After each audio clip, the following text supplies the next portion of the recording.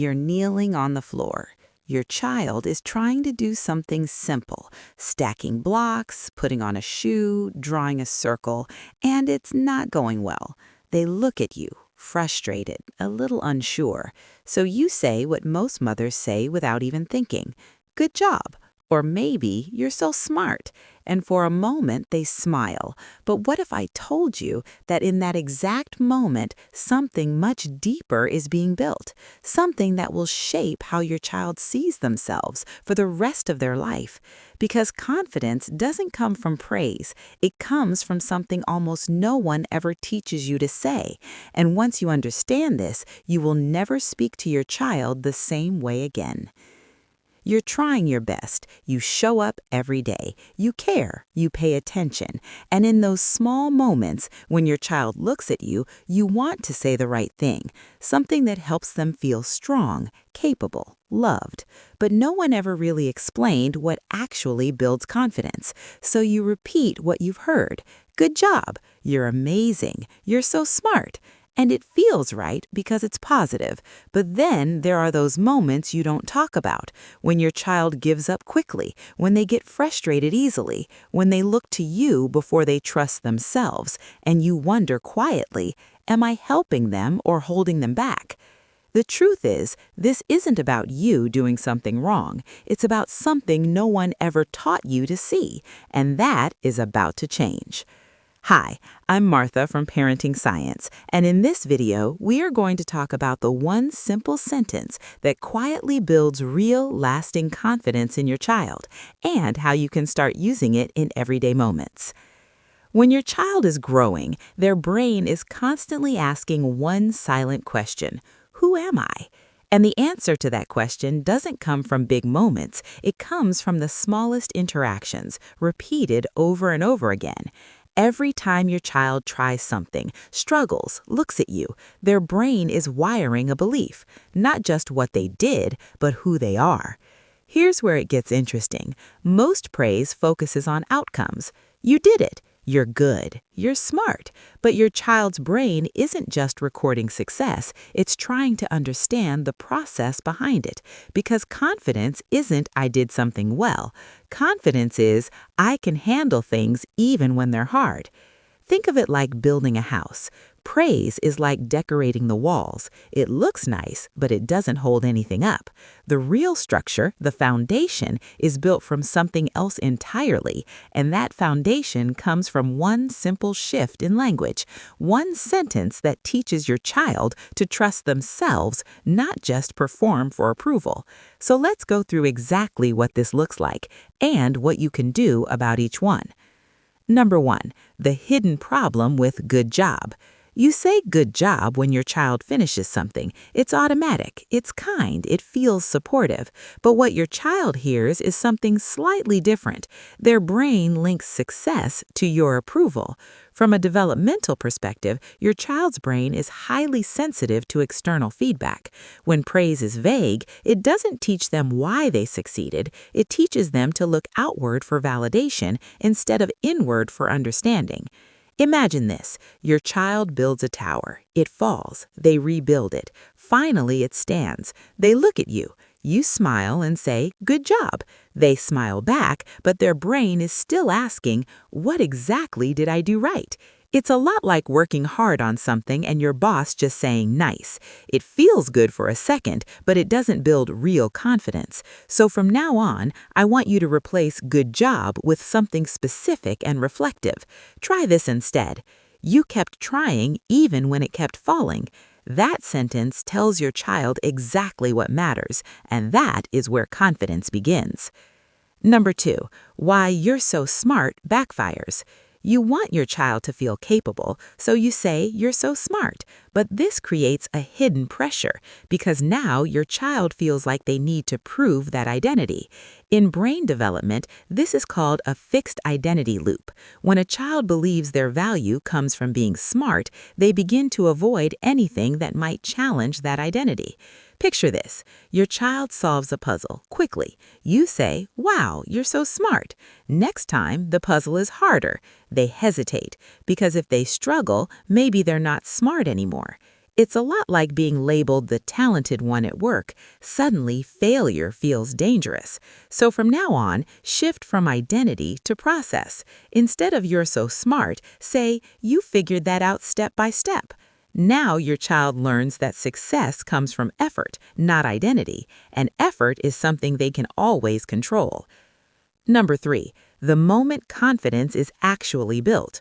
Confidence is not built when things go right, it's built when things go wrong. But most of the time, this is when we rush in. We fix, we guide, we correct because we want to help. But your child's nervous system is learning something deeper. I can't handle this on my own. Imagine this. Your child is trying to pour water. It spills. They freeze. You quickly step in. "Here, let me do it." The problem gets solved, but something else gets reinforced. It's a lot like someone taking over your task the moment you struggle. Helpful, but disempowering. So next time this happens, pause and say the sentence that changes everything. "This is hard, and you're figuring it out." That one sentence does two things. It validates the struggle, and it reinforces their capability. If this kind of deep, science-backed parenting knowledge is what you've been looking for, we share videos like this every week on parenting science. Make sure you're subscribed because these are the things most parenting books never teach you. Number 4, why struggle is not the problem. As a mother, your instinct is to reduce struggle, to make things smoother, easier. But struggle is not the problem. Avoiding struggle is. Your child's brain builds resilience through manageable challenges. When they experience difficulty and stay engaged, their brain strengthens pathways related to problem solving and emotional regulation. Picture this. Your child is trying to zip their jacket. They're getting frustrated. You feel the urge to jump in, but instead you stay present. They try again, and then it works. That moment rewires something powerful. It's like going to the gym. The muscle doesn't grow without resistance. So from now on, when your child struggles, don't remove it immediately. Support them through it. Say, "I see how hard you're trying." That tells them struggle is safe, and that changes everything. Number 5, the difference between praise and recognition. Praise is about evaluation. Recognition is about observation, and your child feels the difference. When you say, "That's beautiful," you are judging the result. When you say, "You used so many colors in that drawing," you are helping them see their own effort. From a developmental lens, recognition strengthens self-awareness. It teaches your child to notice their own actions instead of relying on your opinion. Imagine your child shows you a drawing. Instead of reacting, you observe. You added a lot of detail to the house. Now your child starts to see themselves. It's a lot like someone noticing your effort, not just your result. It feels deeper, more real. So the change I want you to start making is simple. Describe what you see. Let your child build their own sense of pride. Number 6, the one sentence that builds confidence for life.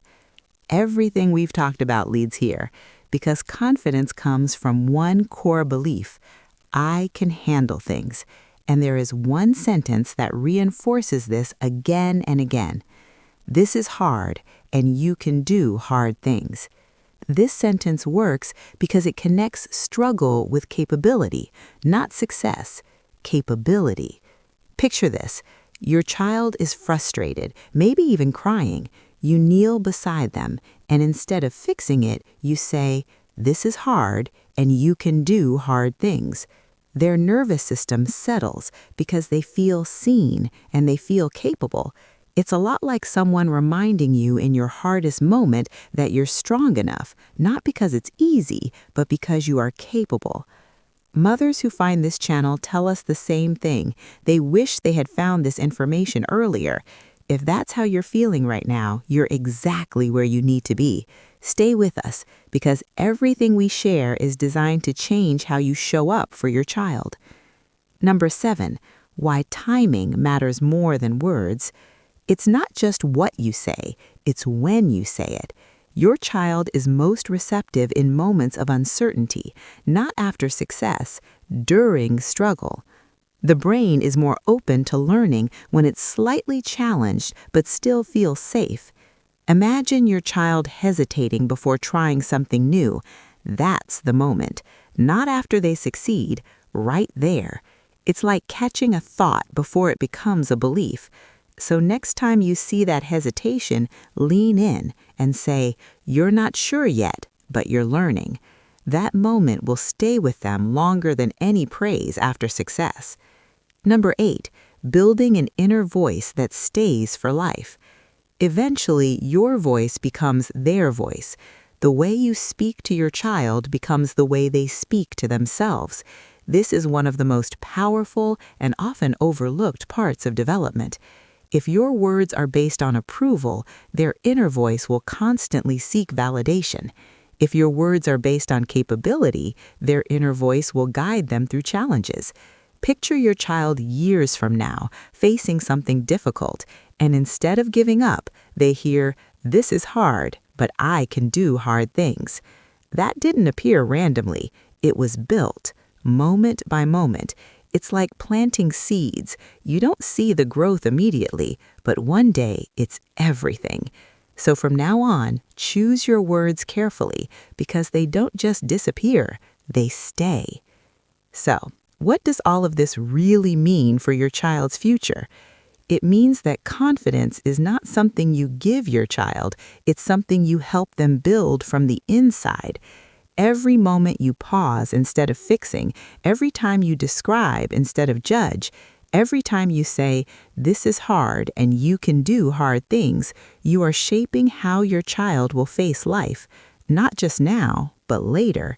In school, when things get challenging, in relationships, when things feel uncertain, in adulthood, when no one is there to guide them, they won't need constant reassurance because they will have something deeper. A quiet belief, "I can handle this." And that belief doesn't come from perfection. It comes from repeated experiences of being supported through difficulty, not protected from it. That is the difference between a child who performs well and a child who truly trusts themselves. And that is what you are building right now in the smallest moments. Motherhood is not easy. There are moments where you're tired, overwhelmed, unsure, moments where you say things quickly, react without thinking, just trying to get through the day. And that's okay, because this is not about being perfect. It never was. It's about becoming aware. Now you see something you didn't see before. Now you understand something deeper, and that changes everything. You don't have to say the perfect thing every time. You just have to start noticing the moments that matter. And when you do, when you begin to shift your words even slightly, you will see something change in your child. Not overnight, but steadily, quietly. They will hesitate less, trust themselves more, stay with challenges longer. You don't have to do this perfectly. You just have to know what you are building toward. And now you do.